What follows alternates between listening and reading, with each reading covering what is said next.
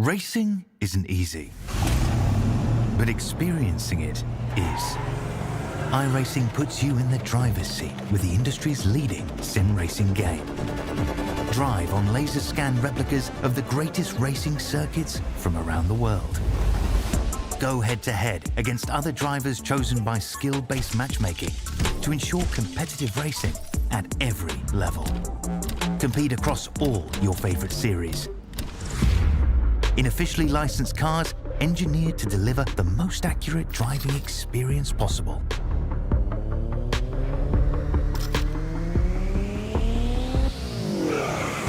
Join a race or host your own with players from across the globe. Race against the computer or in a league with friends. Feel the thrill behind the wheel. Visit iRacing.com.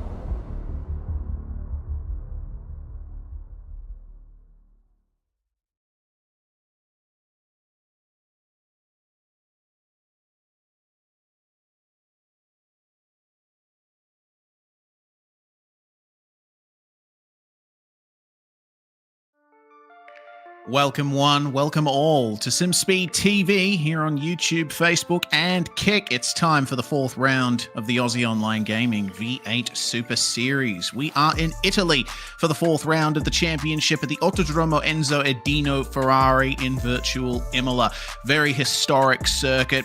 Of course, it has some parts of its history tainted by tragedy, but it remains one of the premier racetracks worldwide and definitely famous as a host of Formula One and plenty of other big series besides. And it provides excellent racing in the Australian touring cars on the iRacing service as well.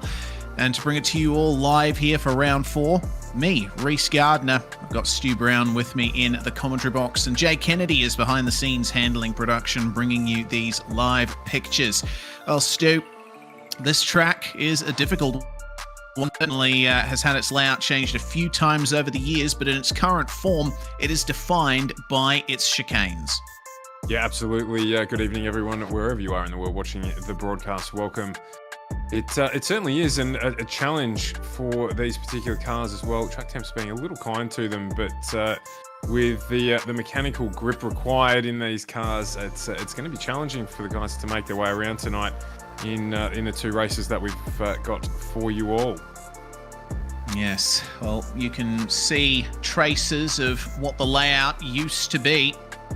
Of course, it used to be a full-on straight run from Tamburello all the way through to Tosa, but after the deaths of Ayrton Senna and Roland Ratzenberger in 1994, those chicanes at Tamburello and Villeneuve were introduced, and we also had a few more changes around the lap, slight reprofiling of the corners at Acqua Minerale and Rivazza as well. Used to be a chicane near the start-finish line at Variante Bassa, but the track was changed in 2008 to remove that chicane and put in the current pit lane complex. And what that's created, Stu, is a track that has a very long front stretch, a couple of bends in it, but slipstream very powerful on the run to turn 2. Yeah, going to be very, very important tonight for the drivers to make their way if they maybe don't get what they want out of qualifying. And of course, we've got that awesome reverse top 12 format coming to you as well. So it's going to be interesting. Sorry, no, we don't. But it's going to be interesting to see how the drivers make their way through.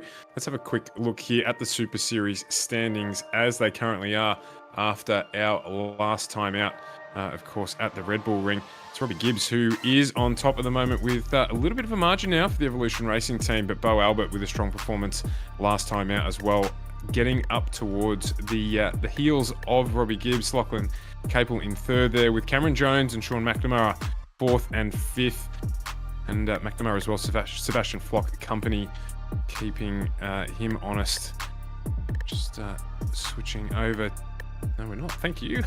With Blake Warboys, we've got Jake Blackhall, James Scott and Matt Morris there with the standings as they are.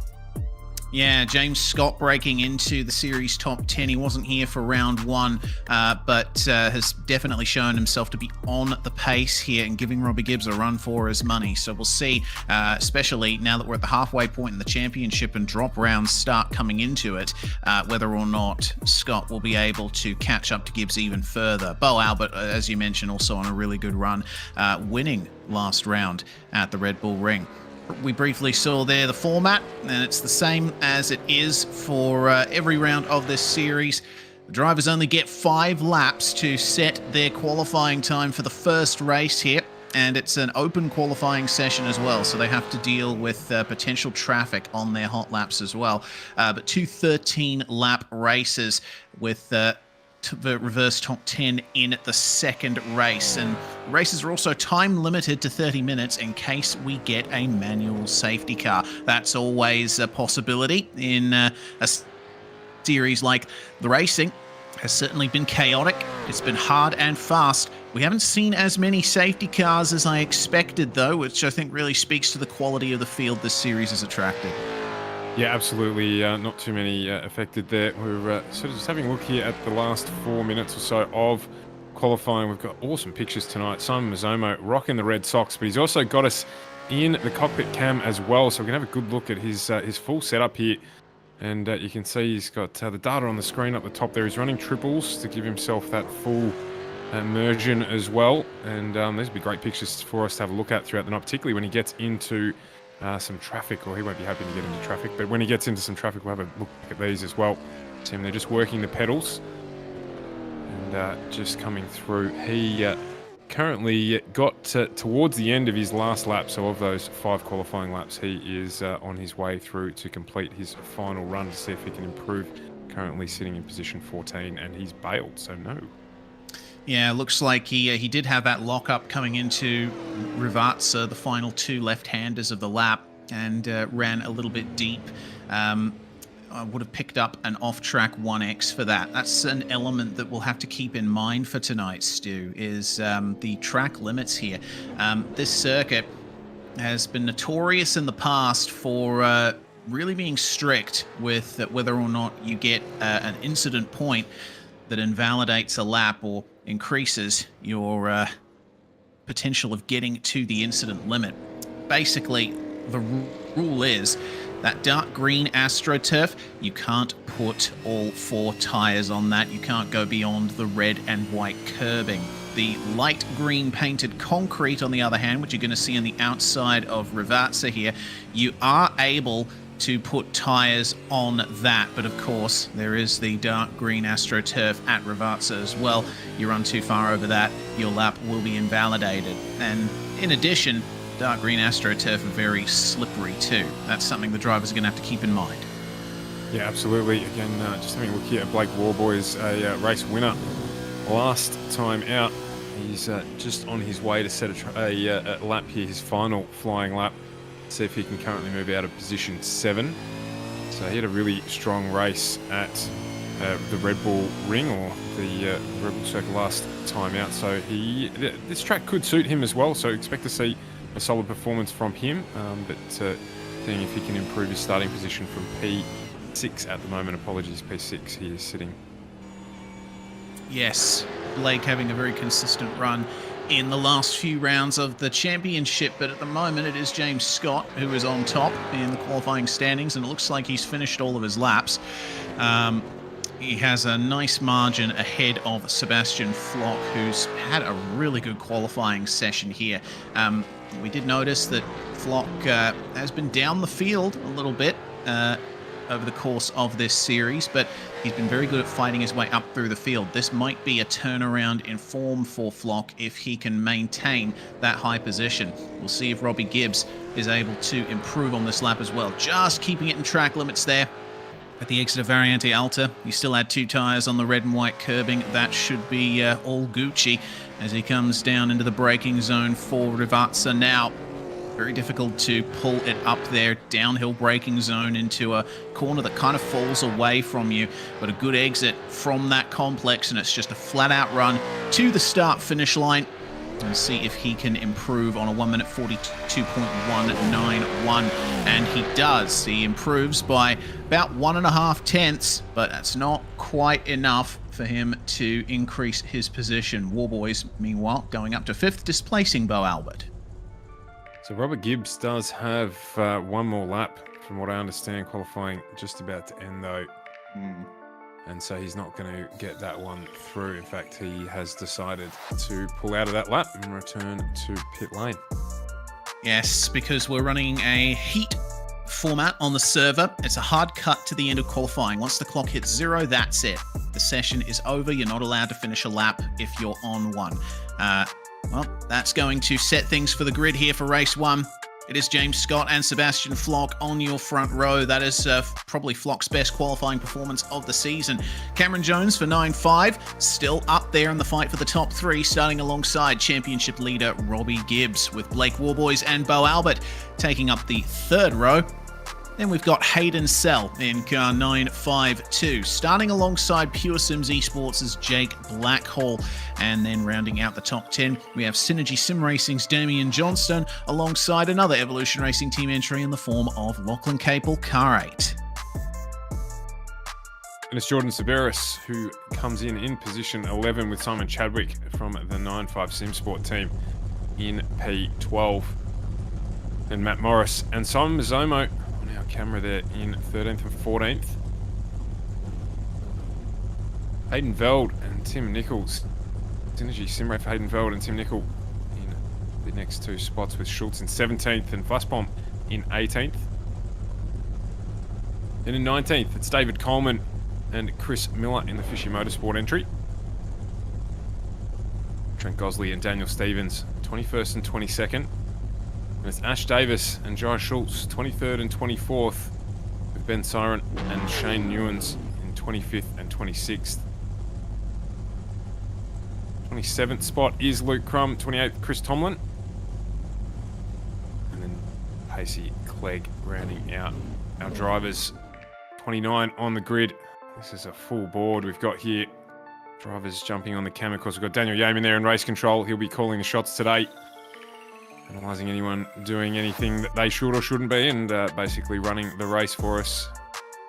Dan Stevens there with a heartbeat camera. We saw that a couple of weeks ago as well. We'll get its way up and over to the start here. Reese. Yep, revs rise. We wait for the lights to come up. There they are. And it is green flag for round 4 of the AOG V8 Super Series. Excellent start from James Scott. Jake Blackhall running very wide on the way through the first turn, but manages to keep it on the track there side by side with Hayden Sell through Tamburello. They just avoid making contact, and it looks like the majority of the field has made their way cleanly through those first couple of turns. Nice clean start, actually, to bring this race into fruition. I'm used to seeing plenty of drivers off the track, and it looks like they've waited until almost halfway around the lap for that. Bo Albert with a big moment on the exit of Villeneuve, and 2 cars on the inside of Tosa. Oh dear, that's no good. That's created a track blockage on the exit of the hairpin. Chaos on lap 1 here. How on earth did that come about? Yeah, we saw them grab the grass there, and I don't think Bo Albert quite got things back together. His rear tyres would have been struggling. He didn't quite get much traction, but then straight through that complex. Villeneuve, they went on the grass and just slid straight through into everyone else trying to make their way through. And that's going to be one they're going to have to unpack. Looks like everyone's got going, so it may not bring out a caution, but certainly there'll be some penalties you'd suspect handed out from that. James Scott still gets away in front. And there's been a number of benefactors here. Let's have another look. So a little bit of a bump there, out onto the dirt. Albert gets back on, but the rear tyre's struggling. Pulls it up there and then down in the back there, yeah. Hayden Veld getting into Simon Chadwick. And Chadwick had nowhere to go there, and lots of damage. The 33 there of Damian Johnston just copped punishment from everyone on their way through. Of course, no one with anywhere to go. So I won't see who jumps into pit lane. Looks like everyone's managed to keep it going, which is good for the race, but not good for them. And Bo Albert is already disconnected from the server. I don't think we'll be seeing any more from him tonight. It's a real shame for a driver who's had a really good run this season so far. Fortunately, he does have a drop around to think about, so Bo might very well use this round as his drop with no points on the board. Robbie Gibbs currently in third spot, just having made the move on Cameron Jones coming into the first turns of the lap. But James Scott out in the lead by 0.7 of a second. It looks like he has this race under control for the time being, and the racing is still going on back here. My goodness, it's looking very interesting indeed, as David Coleman and Dan Stevens having moments on the exit of Tosa. Stevens was in 16th spot, and it looks to me like that was an issue that was started with Coleman having a slide on the exit of Tosa, Stevens getting into him with nowhere to go. Heart rate already up above 120 BPM, as we see Lachlan Capel here with a bit of an issue. He remains in 9th spot, but he has gained quite a bit of damage to his front left, and looks like he got that some time ago, but he did just have an off at Aqua Minerale. Trent Gosley up into 13th spot. He's looking to try and make a move here on Simon Mazzomo, who's already picked up a good deal of damage to his front bumper, and we have in the midst of them there Jai Schultz, Simon Chadwick, who's trying to recover from his part in the incident at Tosa on lap 1. Big chain of cars going back through Coleman all the way back to, I'd say, Chris Miller. We can throw him in there in 23rd spot. And Simon Chadwick there getting a black flag, so he is on his way through pit lane. That might be an incident limit black flag. That wasn't assigned by a steward. No, and they would have racked him up at this early part of the race as well, so I was thinking exactly that. So it's a drive-through penalty for Chadwick. That's what happened between Coleman and Stevens. Goodness. Hip and shoulder there. Send down into the weeds. Oh, here's another one. Speaking of hip and shoulders. No, Gosley. And he has had a rough season as Trent Gosley. We have seen him historically on SimSpeed competing in dirt events. This is one of the first times we've seen him in a while racing on the roadside, and unfortunately it looks like Villeneuve was not with him, or maybe it was just Coleman making side-by-side contact with him down the straight, sending him hard into the wall. I don't know if there was much Gosley could have done about that. It's a bit weird that he's just sort of started drifting across the track, and then the hip and shoulder came and off he went. So not too sure what happened there. Look here at Blake Warboys as he tries to formulate some consistency in his championship after his strong performance last week. So currently sitting in P5, giving Cameron Jones a little bit of a hurry along as they head down through to complete already lap 3 of this race. Flying by now. So live standings on the screen there. You can see some big changes as they update on screen. So that does include the drop rounds that these drivers are able to take out of their championships as well. So a great little statistic for us to keep up with there throughout these 2 races tonight. Yeah, and you could see there with that as there's further problems for Gosley here. Very slow on the run down to Rivazza. I think there's almost terminal damage in that car. Real shame. But you could see that it was a smart decision for Bo Albert to exit from the server after that lap 1 crash. He will stay in 2nd spot in the championship for the time being, because he will drop 0 points so far in the championship.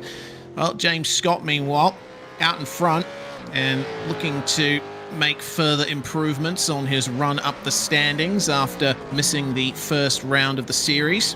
And it looks like he's got that Synergy Commodore nicely sorted. He had a good round last week in the Logitech G Pro Invitational Series as well, managing to grab the win at the Red Bull Ring. So he's on a good run of form at the moment in that car.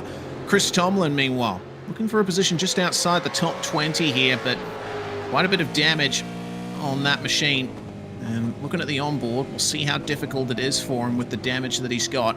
Doesn't seem like the car is complaining all that much at the moment, but he might suffer in terms of straight line speed. That's a car off. That's one of the 9.5 cars. Might be Hayden Sell. Yeah, and Craig Schultz there as well. So a little bit more damage. I was going to say, rare sight before of a car with absolutely no damage on it.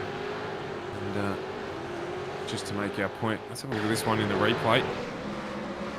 So he's coming through there. He's gone straight ahead. Oh, yeah. Oh, no. No, definitely not. Yeah, that's going to be an interesting debrief at 9.5 Sim Sports. That's definitely not what you want, but I think that shows the difficulty of that midsection of the racetrack. The run into Acqua Minerale, there's grass right beyond the curb, and if you overshoot your line just a little bit, get a little too much understeer, it can completely ruin your race. Yeah, absolutely. And these cars obviously not being all that favoured to direction change without some sort of assistance in terms of curbing and things like that. So it's a place that will challenge the drivers if they do get slightly offline or grab that grass. So it's a tough one tonight, and we're already seeing it with all the battle damage that we've gone through in just these first 5 laps. So anyone who gets through this cleanly will be doing a solid job. To see this battle here, Blake Warboys with Hayden Sell behind him, Cameron Jones in front, and I think Hayden Sell may have got an off track before as well, just running wide, talking about that curbing. And there's one right in our screen.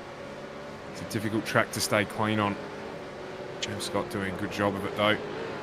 Sebastian Flock, Robbie Gibbs coming through there. You can see just how close that battle is for 4th position. Yeah, lovely little battle between Jones and Warboys as we get a good demonstration of the slowing down power of these cars. Nice big brakes to try and slow down that 1.5 ton curb weight. Well, slipstream here for Blake Warboys. He's got some momentum on Jones coming into Tamburello, but Cameron is right on it with the defense. On the way to the first chicane here. Got to be careful on the exit as well. Those curbs can be a bit rough in that opening section of the lap. It seems that Warboys is the one with the pace right now. Jones seems to be struggling for good exits and keeping momentum through these turns. But it comes back to him coming out of Villeneuve. Nice use of the concrete on the exit and manages to stay ahead of Warboys into Tosa. But with how aggressive Warboys is looking, I think a pass might be on the cards as we see up the top there. Post-race investigation from race control for that incident between Chadwick and Veld on lap 1. It was a bit of an interesting one there. Both of them getting into the corner quite hot, but Veld, I think, braking a little too late, sending them both onto the grass. We'll have to wait and see what the steward's decision is on that one. Meanwhile, we see that Coleman has got a 5-second time penalty for that incident we saw with Gosley. Onto it nice and quick. I saw as well Hayden Sell just dropped out of this contest a little bit at the back there. You can see that gap's just opened up ever so slightly. So I didn't see him necessarily make a mistake, but it was on the run down through turn 1 and into Tamburello that he dropped off. So maybe just not getting as good an exit out of Ravazza, and the run down the straight, just dropping out of that toe as well. That's you pointed out at the top of the show is ever so important at this track, particularly in these cars as well. So he's trying to rejoin this battle here. You've got to be careful as well, of course. Any sort of grip offered from the front of these cars taken away when you're right under the back wing. You see a move here down with the 640 of David Coleman and Daniel Stevens. A look in that final Ravazza complex as well as they run down the straight side by side. Shots out of the back of the fishing mode. Oh my goodness, out of the back. Oh, I thought we were out then. The cameraman got me. That's a rookie mistake, that one. I thought we were off. Oh, goodness me. Unbelievable. That would have been a really interesting place for that to happen as Stevens. Oh, still defending there from Coleman. That was a lovely move going through Tamburello. It looks like Coleman is dropping back quite a bit now on board with Jordan Siberis, who currently doesn't have a bonnet on his car. I suppose he won't be complaining about cooling issues for the time being. It looks like Coleman's coming back at Stevens here. That's a bit of a dive at Tosa. Stevens sees him coming and leaves him room. Looks like Coleman's a bit desperate to hold on to positions here, especially considering he has got that 5-second time penalty. He's got to try and hold on to every bit of track he can. Yeah, absolutely. Good racing awareness there from Stevens, just to give him that little bit of room. So he has done well as the battle continues. The heart rate at 100, and there it is. Oh no! Contact coming into Acqua Minerale. Coleman off the circuit. And Stevens now has to protect from Siberis. He's got the inside line for the run into Variante Alta. And Coleman now very slow on the way into the turn, but looks like Stevens is pulling over to redress the position. Good awareness there once again from the long-time veteran Dan Stevens. Meanwhile, the two ERT Mustangs currently in the last two spots on the podium. It was a trade for position between Sebastian Flock and Robbie Gibbs. Just a nice switch between those cars on the way into Tamburello. Yeah, and of course that's to help with the championship there as well. Look here at the battle for fourth, still going. So Hayden Sell closed up that gap to Blake Warboys, and in fact Warboys now has dropped a little bit off the back of Cam Jones as the 640 of Dave Coleman jumps into pit lane. Some damage, no doubt, from that battle. So this one here, championship implications as well. So it's a little bit of a slide there up ahead. I think I just caught that as well with maybe Robbie Gibbs there just struggling a little bit with some traction. Keep focused on this battle for fourth. Pretty good drive so far from Cam Jones. He's been under pressure now for, what, 3 or 4 laps. And just managing to hold off Blake Warboys and Hayden Sell. A few other battles going out the pack. We've got Shane Newlands on track at the moment with Craig Schultz on screen. This is the battle for 22nd. I think we should potentially grab a replay of Robbie Gibbs at Aqua Minerale, because that slide that you caught was indeed Robbie Gibbs going off the circuit. He caught the grass coming into the turn and unfortunately had to give up the position to Sebastian Flock. Here is how it happened. Just a little bit too deep into the corner. Left side tyres catch the grass and off he goes. Fortunately, a lot of runoff at that turn, and it is concrete, so not as bad as it could have been, but still, that's a big time loss there for our championship leader. Yeah, absolutely. There as well, the DNF for Pacey Click, 107% of lap time.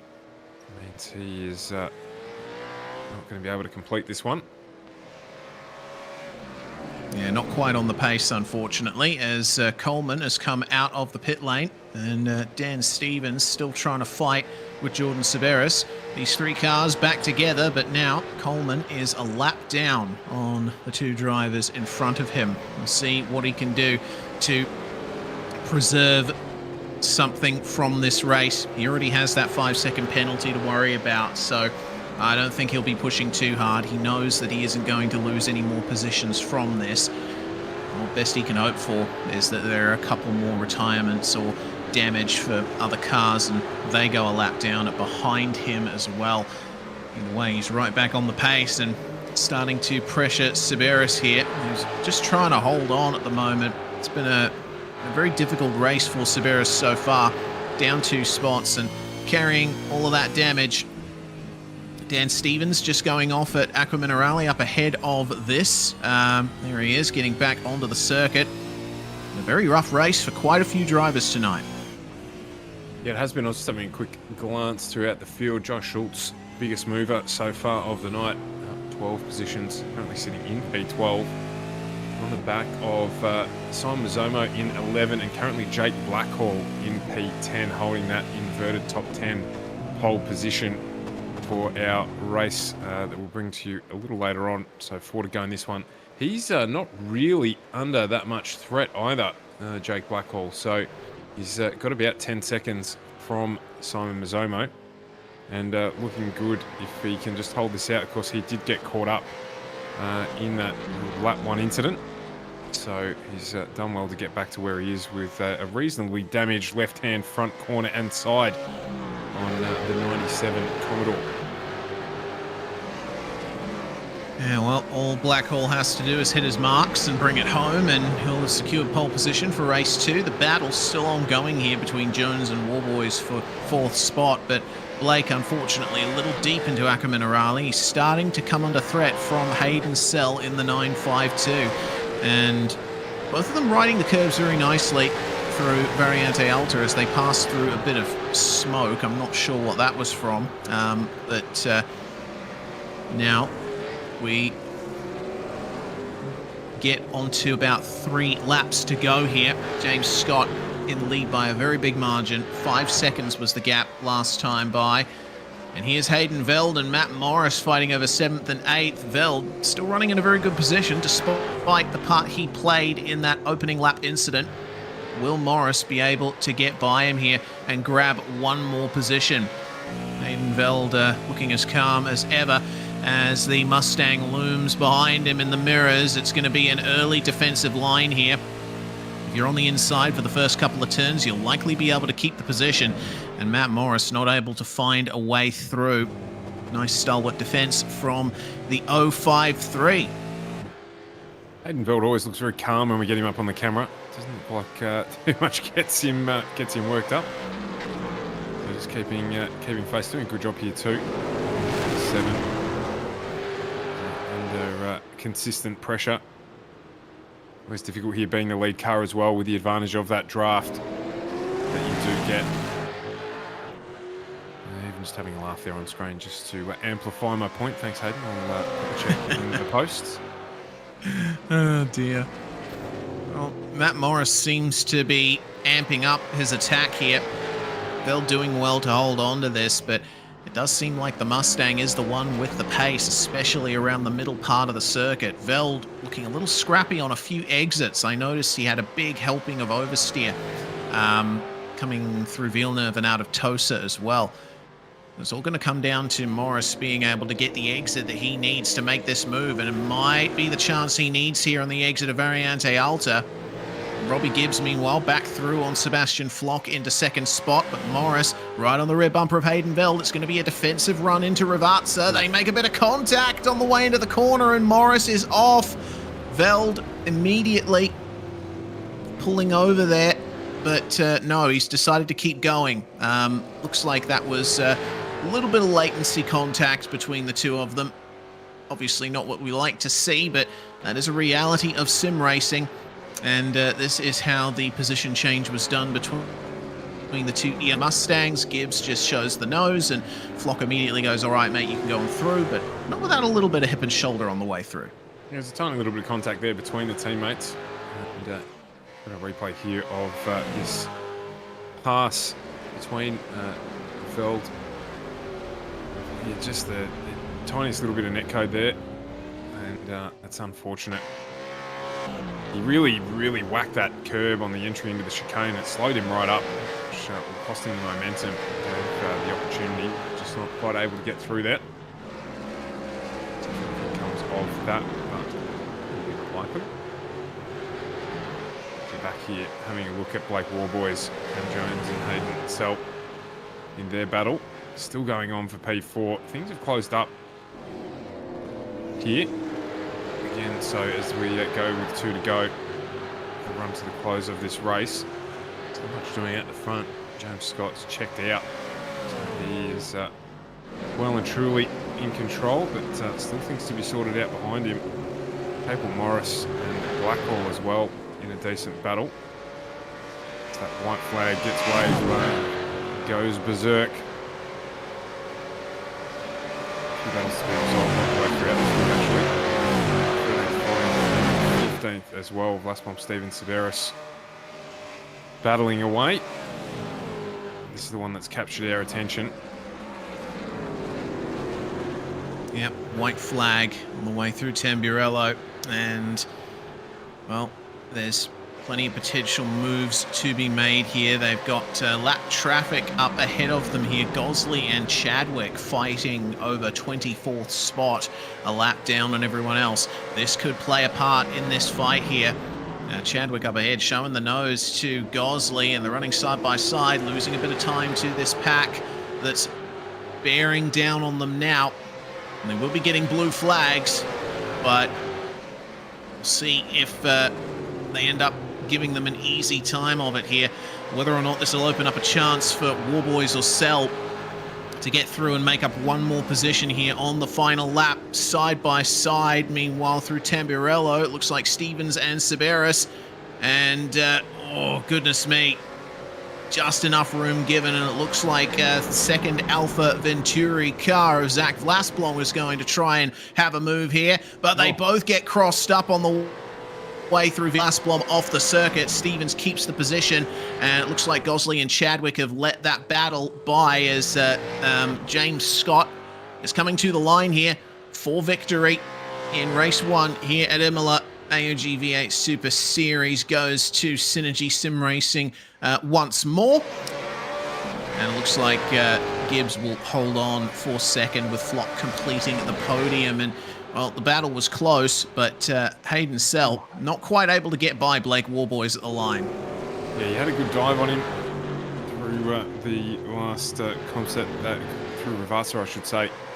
Just couldn't quite get up next to him far enough to complete the move, and there was a drag race onto the line to carry out the race.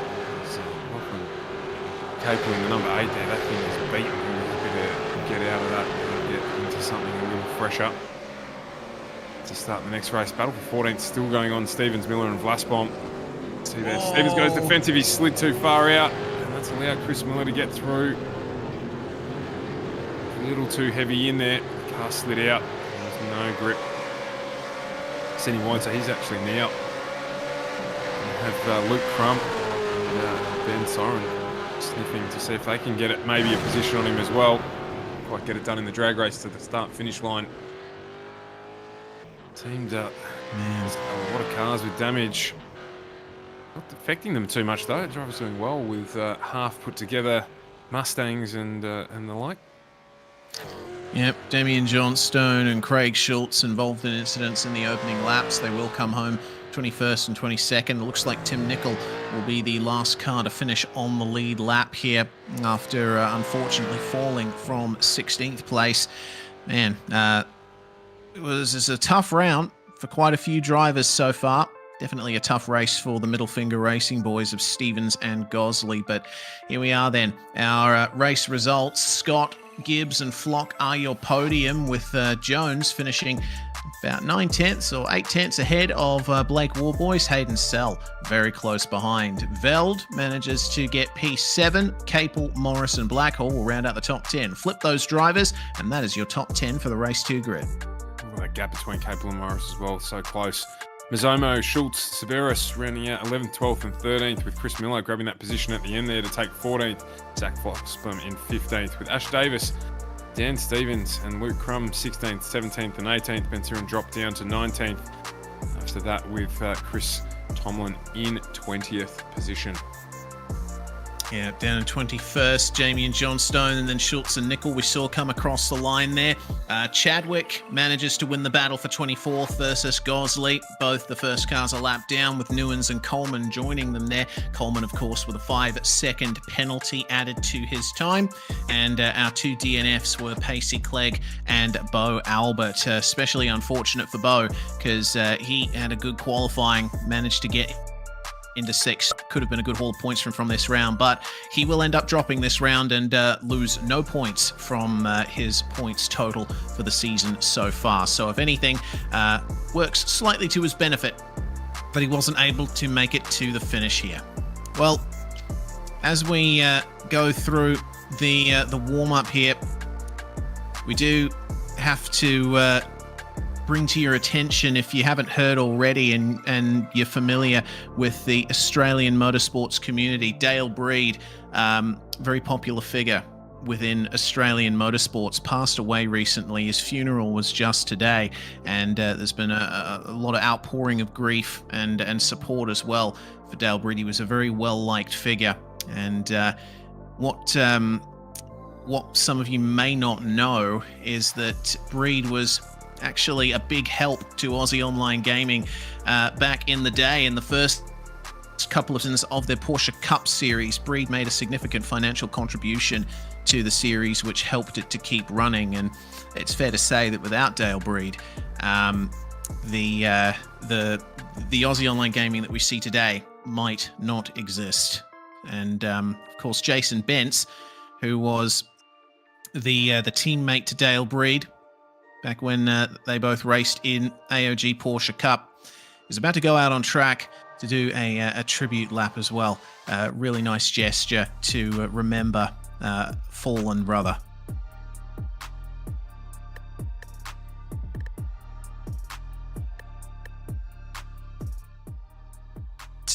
AOG has decided to retire the number 313 as well. That's the number that Breed raced with when he raced with AOG. And got to say, Stu, it's always sad to hear of someone passing away, especially someone as well liked as Dale Breed was. But just shows the effect that one person can have on so many that there's been such such an outpouring in his absence. Yeah, absolutely. Terribly tragic, particularly at such a young age. 48 years is not a life long lived, but a life well lived. From all of the achievements that he has to his credit, did race with or against him at a couple of sim racing events as well.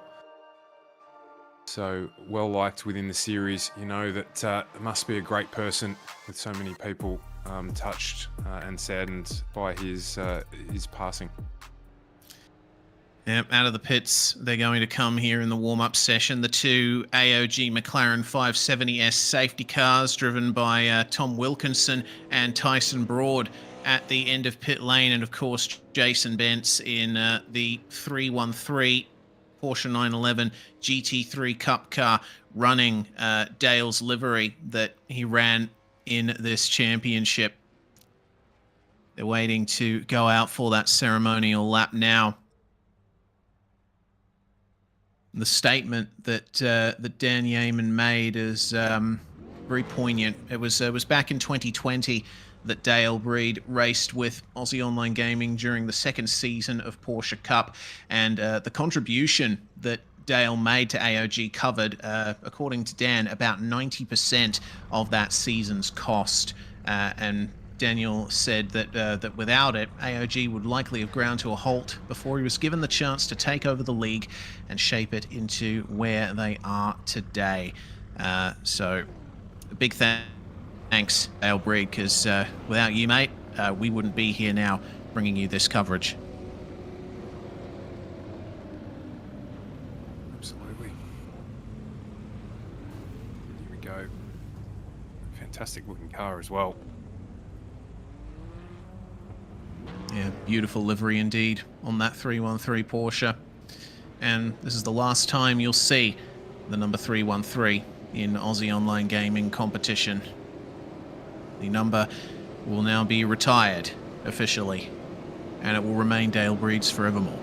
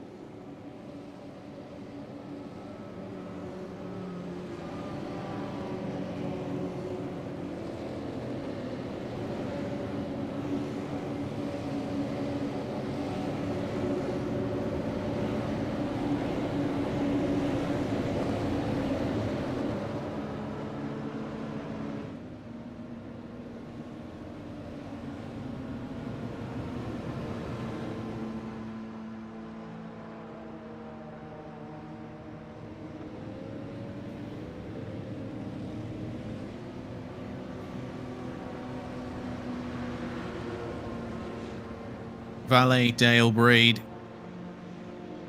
thank you for everything. And we certainly hope that that your memory is honoured.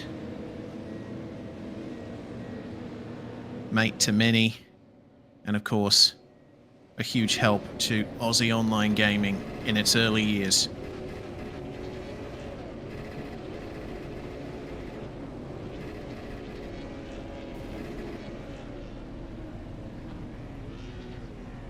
Really lovely gesture by Aussie Online Gaming to pay tribute to Dale in this way.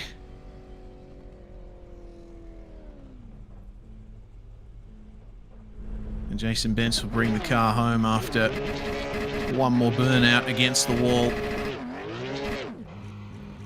Of course, AOG, Stu, originally on the Race Stars channel. Of course, now here with SimSpeed. Very long history of this league, and I think this just goes to show how many lives one person can touch and how many lives are affected by something as simple as a sim racing league.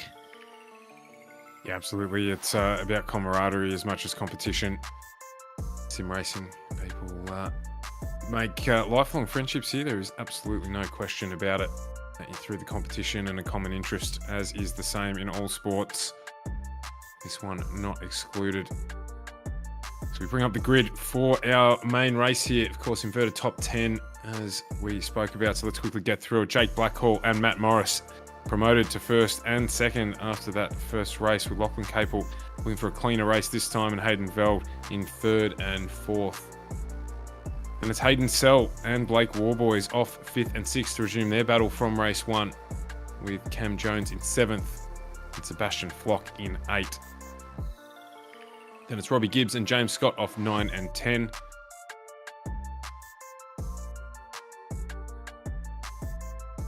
Simon Mazzomo and Jai Schultz off 11 and 12th. Then Jordan Severus and Chris Miller 13th and 14th. We're on the grid here.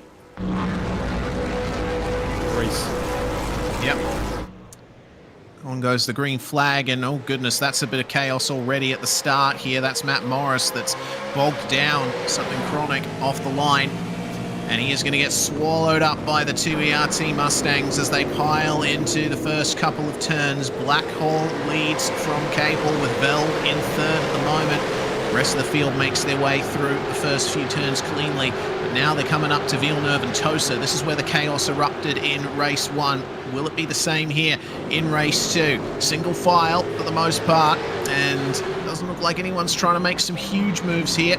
But Morris really on the defensive at the moment, trying to hold on to as many positions as he possibly can. So it looks like Simon ran wide, and he only can do so. Clean first half of the lap. We'll see after the start from our first race. Here's Jake Blackwell trying to run away at the front. We're on board here with James Scott for the 088. He is right up behind here, Matt Morris in the 666 as they make their run towards Ravazza. Tomorrow first. Camera shots here as we're seeing the whole field file through. 97 of Blackhawk has checked out a little bit at the start. He's got half a second gap. Veld, Sell even, my apologies, Flock, Warboys, Gibbs, Morris, Scott and Cameron Jones at the top 10 as there's a move down the inside here. That is James Scott trying to make things happen. And our race winner from race 1 looking early to try and make some moves. Gets it done completely there. Across the line, complete lap 1. Yeah, okay, so James Scott from 10th and making his way up into 8th. So already a couple of positions gained. His next target's going to be Robbie Gibbs, who's trying to make a move on Blake Warboys here at turn 1, but Gibbs has messed it up, and he spins Warboys around, spins across the racing line, chucks it in reverse, off the circuit he goes. That is a huge moment there for the guy leading the championship coming into this round, and Blake Warboys, previous race winner at the last round, going off as well. Looked like a huge lockup for Gibbs there coming into Tamburello. Quick look at Luke Crum here. He had an issue just prior to that incident that we just saw. Looks like he got wide, got a little bit of a help there, and around he goes. in that number 30. And then I'll have a look here at the pass. So he's got the run on, definitely. Oh, he caught the grass. That unsettled the car, and he couldn't get it slowed down in time. Warboy's an innocent victim in that. I'll tell you what, he did a great job there just to have the awareness to get it back off the track. Otherwise, it could have been all over for a number of drivers. Yeah, just as they pointed out, I should say, catching the grass off the rear corner. Just unsettled him all the way into the corner. Couldn't get it pulled up. You could see the smoke coming from it as it was locked on. Nothing doing. So they've got a lot of work to do now. Blake Warboy's down in 20th. And plenty of time to make up in this sprint race. 11 laps to go. So championship implications there. You can see Warboy's sitting in 7th. And Scott up to 3rd as well. Yeah, there he is. Yep, it's jumping around a little bit, but yeah, James Scott, well, he's just gotten the fastest lap as well. He is on an absolute charge at the moment, and he's really coming in as a threat to Gibbs and Albert at the top of the standings here. We still have half the season to go after this round is complete. And Scott, of course, on the way up behind Veld here. They are teammates at Synergy Sim Racing, so they don't want to get in each other's hair too much. Veld sees Scott coming and decides to let him have it. And we'll see if Veld will be able to use Scott to try and increase his overall position with a little run in the slipstream. Capel, meanwhile, starting to pressure Jake Blackhall for the lead here. Yeah, absolutely. Gap there. All but disappeared. So Blackhall in the 97. Up one position into 2nd place. Sebastian Flock, the biggest winner out of the start, and James Scott as well, 5 and 6 positions. So they're on the charge. You can see him there. Just a quick look at what happened here to Jake Gosley. So he's just run wide, grabbed the grass, and gone straight back across in front of Jake Warboys, and then locked it up, couldn't get it back in. There's no turning in from out there. Just a couple of positions as a consequence of that. So that helps Warboys a little bit, sets him free in the clean air. Closing down on him as well. Teammates, and they work together to maybe put a charge on here against Blackhall. Yeah, some interesting dynamics here, because Jake Blackhall, formerly part of Evolution Racing Team, and that will look like a little bit of a moment there for Lachlan Capel. Won't want to hold up Flock too much if that keeps happening, because they slow each other up too much. That'll just give a free kick to James Scott behind them. Meanwhile, look at this back here. This is quite the pack. Ash Davis at the front of this one, and then Schultz and Chadwick all part of 9-5, and Dan Stevens trying to hold off Blake Warboys here, who himself is on a charge after being hit out of a good position by the unfortunate unsettling of Robbie Gibbs. A little bit boxed in at the moment on the run up to the Ravazza sweeper. Stevens all the way on the inside. Warboys with the faster, wider line in and out. Looks like he's going to get this done on the way down the hill to Aqua Minerale. Nicely done there. And oh no, here comes David Coleman. Him and Dan Stevens are no strangers to each other at this point, and it looks like they're back on track together again. Look who's with them as well, Jordan Saberis. Might we see a repeat of race 1 here? Yeah, absolutely. These boys spent most of that race tied together. The racing is really close. They're not worrying too much about the track width either. Just trying to make room to get these cars through cleanly where they can.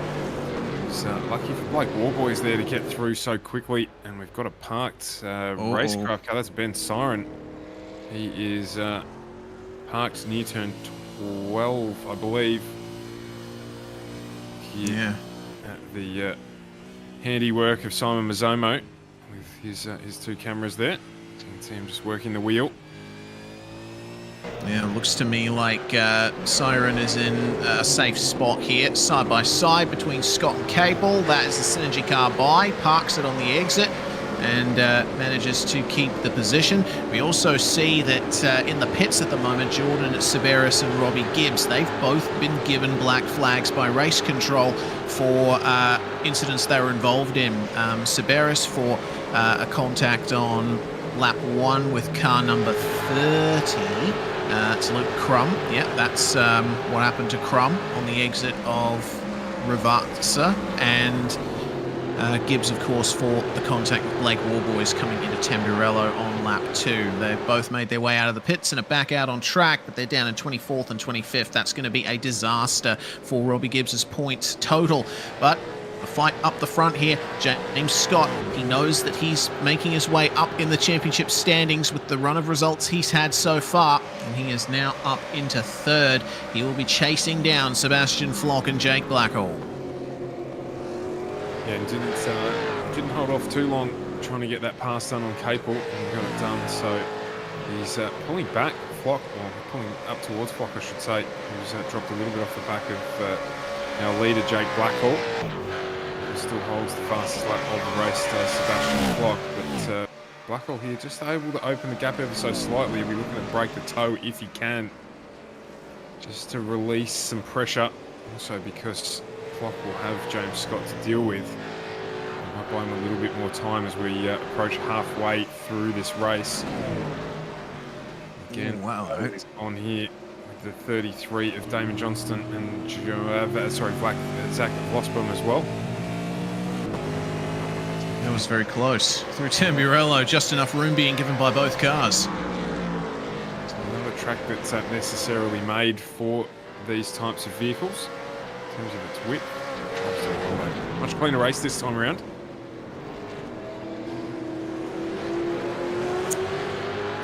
Jay Kennedy coming in with, you've invoked the commentator's curse potentially. We'll see if this race goes off from there. But replay of the move here. John Stone with a good exit from Rivazza 2 and managed to carry that momentum all the way down the front stretch. But of course, Vlasblom with the inside for Tamburello just kept the position. And another little tap of the brakes there from Johnstone just to make sure he didn't run into the back of his fellow Holden Commodore. Meanwhile, Capel starting to fall back quite a bit here in the battle for 4th. He has got 2 9.5 cars and Hayden Veld right on his tail here. Jones trying to maintain a good run of top 10 results, and looks like there's a move for the lead just up ahead there as well. That's Sebastian Flock that's getting into P1, and James Scott gets by Jake Blackhall as well. Looked like a bit of a bump draft going on between the Synergy and ERT cars, and that's a big change there. Yeah, that came out of nowhere. We just spoke about Blackhall having that sort of little safety buffer about half a second, and it just disappeared completely. And Flock and Scott took advantage, and of course there Blackhall just getting a little bit wide too, and that's hurt his run. So this is having looked through Rivazza. A little crossed up on the AstroTurf. Yeah, just a little greedy, and it cost him for the long run. James Scott has dropped, unfortunately. He might have just lost connection to the server, which is a shame, considering that was an excellent move up into 2nd, making sure that he was able to make up time and not disadvantage anyone around him, let alone himself. But he has disappeared from the timing sheets as we check out Hayden Veld and Hayden Sell getting by Lachlan Capel. Jones follows them through. A little bit of a bump there at the at Piratella. That's the name of the corner. It's the one turn name I always get wrong at this track. It's Piratella, that lovely left-hand sweeper. But okay, that's a really big change. James Scott, unfortunately, big connection issue. Yeah, and out of the race. So that is disappointing for him. And Vince Siren's been given a DNF because he jumped out of that car that was quite safely parked without permission. So another one off track there. I think that was Tim Nicol. Ash Davis on screen. It's just off visiting some of the fans. I'm just back on track here now. Look at what happened there when we can. On the run down. He's just gone too deep. Yeah, he has. Just locked the rears up there. Just pushed him wide. It would have been a mistimed blip on the downshift into second, potentially. Easy to do in these cars. Get the lovely bunny hop out of the rear axle there. He tries to catch up with everything that you got going on up in front of it. And around she goes. Cap will be wanting to try and make amends here where he can. On board now with Sebastian Flock in the lead of this race. We've got Jake Blackhall, who's going to see what he can do. Nearly breaking the toe. 1 second golden mark. In fact, he's done it there through the chicane. So we're going to try and hold that for the remainder of the lap. Try and stretch his legs a little bit on the run down the main straight. Good drive from him in this race. He's up 7 spots, of course, with our reverse top 10. So he's doing well. Yeah, it's been a really good turnaround for Flock in the last couple of rounds, hasn't it? He's been knocking on the door of getting good results, but it's eluded him so far. We'll see what he can do to hold on to this. I recall last round at Red Bull Ring, he was fighting his way up through the field in each race and ended up just escaping a few incidents as well. As well, that's a blink from Jake Blackhall as well. Looks like a couple of drivers having connection issues at the moment, and that could potentially promote Hayden Beld into second as Blake Warboys makes up another position here. He's on his way back potentially into the top 10, just passing Simon Chadwick there into Tamburello. Just keeping the position. It's a good run from Chadwick though. No room to make the move into Villeneuve. That is probably one of the most difficult chicanes on the iRacing service, just because you're braking and turning at the same time through that super fast entry. Yeah, and those sausage curves can be quite unforgiving as well. So you've got to keep it clean through there. So this car's not minding an aggressive entry on curbs as well. Even being able to handle those. There's Simon Chadwick now on the screen. He's got Josh Schultz to contend with. 157, sorry. Slightly under time in there. Still contesting with Blake Warboys. Just behind him there, Josh Schultz and David Coleman, in fact. Off the left hand and out of the rear now of Schultz. Coleman struggled a little bit in race 1 with some damage through pit lane, but putting the pressure on here on Jai. Keeping him honest. Coleman up 12 spots. It's been a good fight back from the Fishy 640, hasn't it? He's obviously recovered well from the penalty that he got in race 1. And could be knocking on the door of a top 10 if things change in the next few laps. But at the moment, it looks like the race has settled into a nice rhythm. Speaking of drivers having to fight back, Robbie Gibbs, 23rd at the moment. Well, with James Scott's unfortunate connection drop, that does mean that Gibbs is still safe in the championship lead for the time being. And we see him here trying to make a move at Variante Alta. It looks like he's overshot it again. Seems to be having a few issues on the brakes this round, and that was a pretty hefty slowdown penalty that Gibbs got there, trying to find his way past Luke Crum. He has succeeded in getting back past him though. Just saying, there's a run wide in front of us there as well. So drivers are struggling a little bit. Keep things on track here. It's 777 of Chris Miller. Has been like this for basically the entire night so far, so they're getting quite familiar with one another. Yeah, Johnstone right on the bumper there. Goodness, how did he not rear end Glassblom? You've got Blake Warboys there in the background as well, just trying to attach himself to this pack to continue his run forward. With that Simon Chadwick just maintaining touch as well.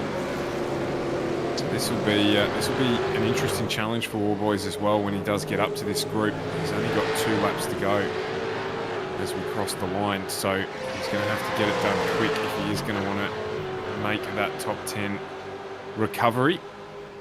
Certainly driving well enough to get it done. See what happens, but the 777 of Imola, Flashpoint Johnson, they're not going to make it easy for him because they're equally wanting to break into that top 10. Yeah, this is the big chance that Blake Warboys is hoping for, I think, seeing these cars all in a line. This could be Blake's ticket back into the top 10. He is right on the back of Johnstone now, and you see how hard he's wheeling that number 63. It's a defensive run from Chris Miller, trying to stay in 9th spot. A little bit of a wiggle for all of the drivers going through that corner, but they come out in a nice stable line. It's all going to be about who can get the best run out of Piratella here and not catch the grass on the way into Acqua Minerale. We've seen how difficult this turn is to get right on so many occasions, but they all keep it on the black stuff this time around. Oh, have a look at third and fourth here. Yeah, third and fourth. It's got really close between Veld and Jones. Just going to quickly comment as well, Warboy's really good under brakes there as well. Just able to close that gap right up, and you can see it's checking everything up here. He's got a good run. Now he's just trying to find space, and this was going to be the difficulty on that top screen. Chadwick going with him as well. So not only got to contest with what's in front, what's behind as well. You can see him there under brakes. Just gets so close, good control. It's a challenge is on that bottom screen for 3rd place. Cam Jones looks like he's going to get it done on Veld. Veld's got the better line as they head into Tamburello. Wow, little good bump. driving, little bump. Yeah, little bump, but still good driving from both of them. They'll get back in. 2 to go here. This is still this battle. Warboy's just trying to find some space on that run. And look how good he is under brakes again. Just not able to get there on the 33. Wasn't close enough on Damien Johnston, but he's looking again. Trying to seek out that space that he needs to move that 33 out of the way and get himself up into P11.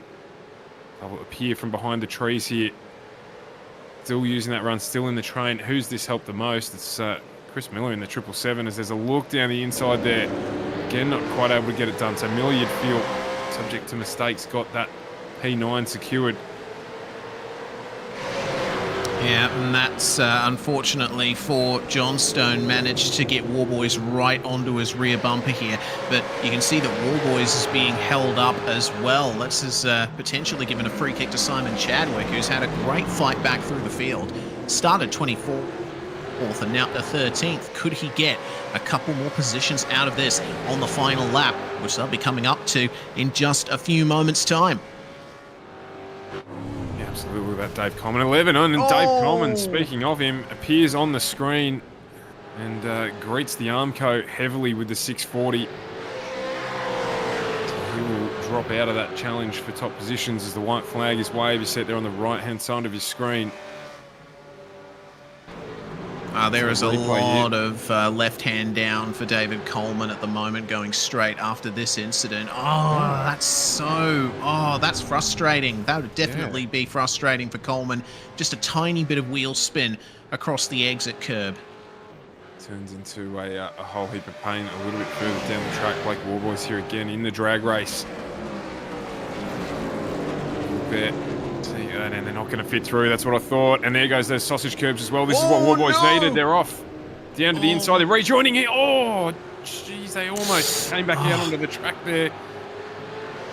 Meanwhile, Capel's gotten through on Veld as well. A lot of position changes happening here in the final lap.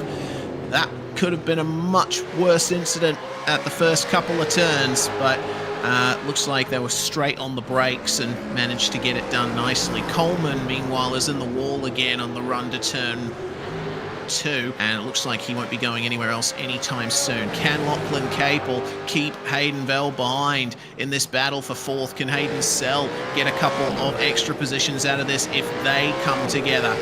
This is going to come right to the line, which is what we love to see, and that's been the character of this series so far. But up the front, it is only one turn to go for Sebastian Flock in ERT number 84. No move being made there for fourth, but Flock will come across the line to take his first win of the AOG V8 Super Series. Well done, Car 84. That has been some time coming. Yeah, absolutely, and a great result there as well for Jake Blackhall.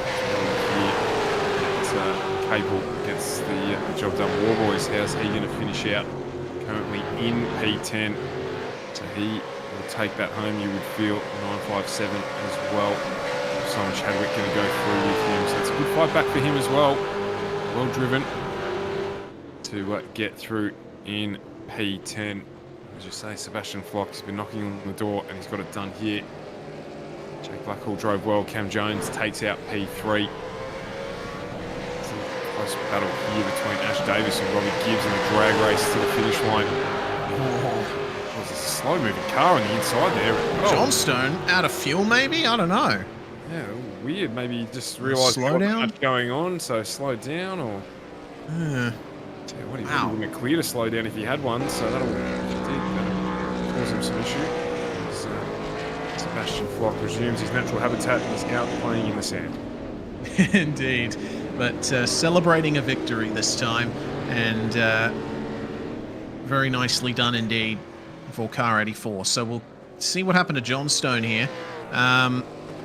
Was this a spin? Oh, it was nearly a spin. Big wheel spin on the exit of Ravazza and getting into the grass. So, wow. Drive.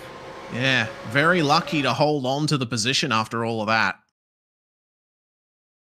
Look at that gap. Goodness me. Great camera work there, Jay. That is great picture. Just to show you how close it was at the end there. That was awesome. Really good race there. Well, Sebastian Flock by 1.7 seconds from Jake Blackhall. That's a excellent job by Blackhall to hold on to a podium spot.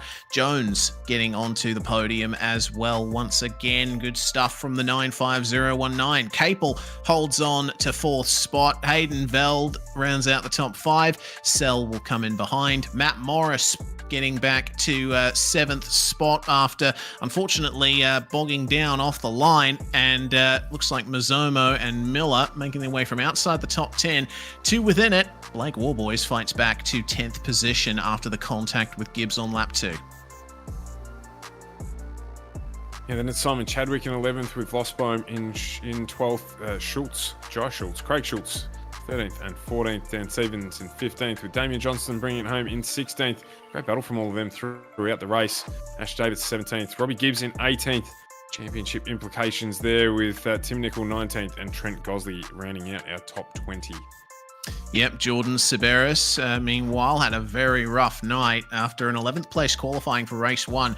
Went down to 13th and then a 21st place finish in race 2. That's really unfortunate there for the 93. Luke Crum as well having a tough one, losing more spots down to 22nd. Shane Newens is the first car a lap down. He's joined by Chris Tomlin, and unfortunately we see Scott, Clegg and Siren all retiring from the second race, with Bo Albert not taking to the start. So it'll be interesting to see how the championship standings look after that one, counting drops as well. We should point out as well that Ben Siren escaped without permission from the stewards. So a little bit of a cloud hanging over him from that. Well, that concludes the racing portion of the night. And I have to say, fantastic job from Sebastian Flock, who comes away with victory in race 2 and a podium in race 1 to boot. Sebastian, it's been a rough season for you so far, but really got it back on track here. Nicely done. Yeah, thanks. It hasn't been great this season. Like last round, couldn't set a quali lap because of other commitments, so that didn't help. But it was good to get some good results and a win tonight, and good prep for Scops next week. Yeah, certainly. Very good prep indeed. This track seems to suit these cars really well. It's got that typical Australian touring car character with big curbs and some heavy braking zones. It's very good for racing, isn't it? It's awesome. Doesn't matter what car you do it in, it's always good fun. But for some reason, the supercar sort of just clicks with it, because I guess it can take curbs and get a bit loose, which makes it fun. But yeah, it's awesome combo.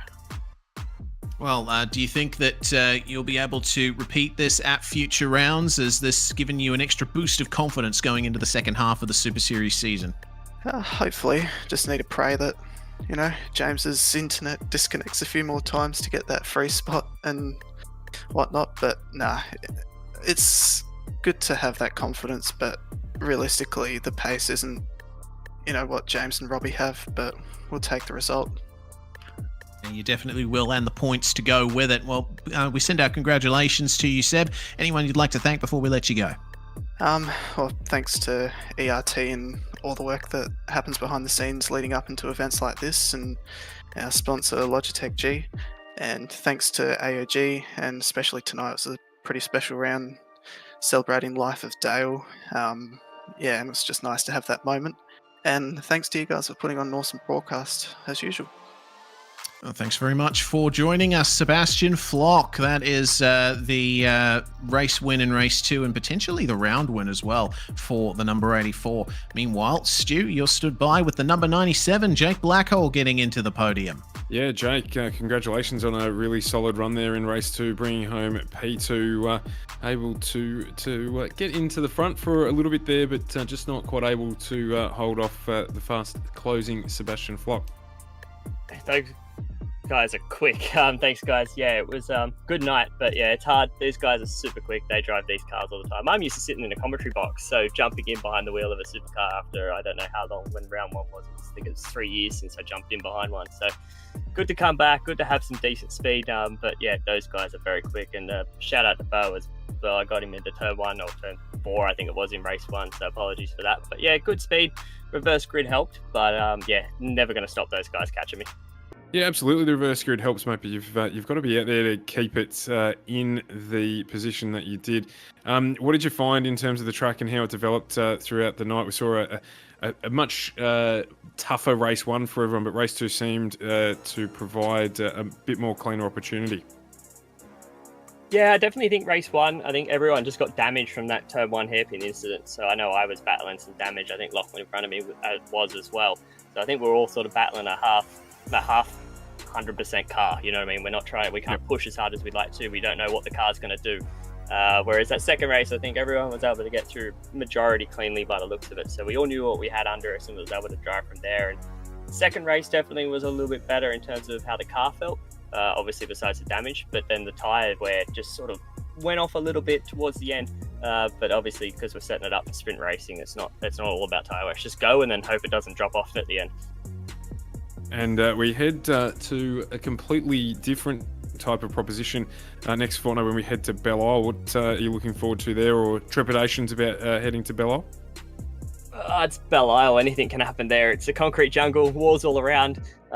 Really bumpy racetrack as well. It's very difficult. Obviously, turn 1, 2, there's that massive bump on the exit where you go over the rise. So you're trying to get grip and trying to power down before you head down the straight. A lot of areas where a mistake can happen, especially going into the sort of the Adelaide-esque staircase section.